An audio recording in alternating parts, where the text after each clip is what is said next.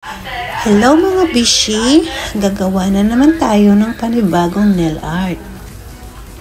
Ngayon, ang nail art na gagawin ko is guhit-guhit lang.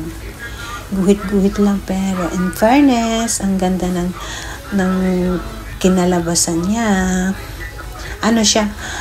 Shade siya ng pink from dark to light na kulay pink. Pink is one of my favorite. Pasensya naman mga beshi sa tagakuha ko ng video. Hindi pa kasi siya bisado sa pagkuha ng video eh. Tabingi ang pagkuha. O diba? Ang layo, ang gulo.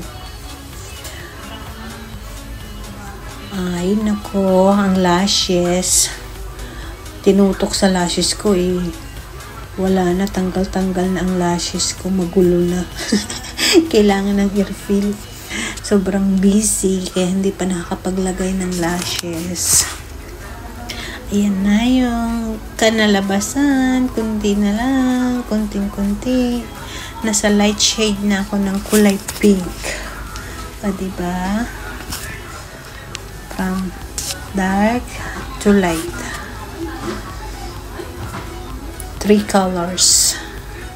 Tapos yung base niya, light na light din yung kanyang base. Lahat ng kuko niya iba-iba yung iba yung line. Pero kung ano yung line niya sa kabila, ganun din yung line sa kabilang kamay. Mostly yung iba kasi iba-iba yung yung line niya.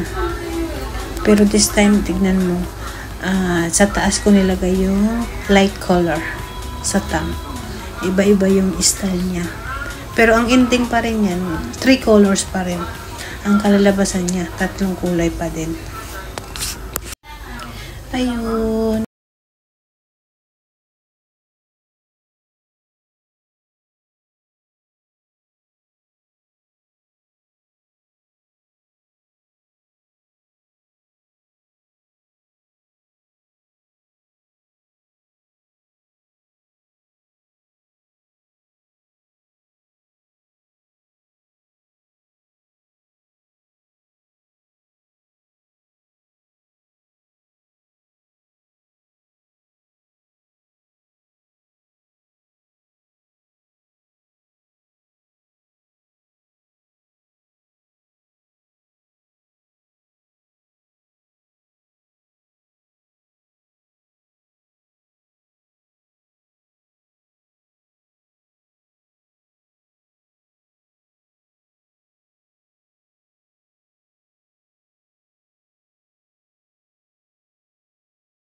Kaya go, pagkakataon na natin para makakuha ng video. Pero yung tagakuha ng video ko magulo eh. Ang likot. Ang likot, hindi naka-steady.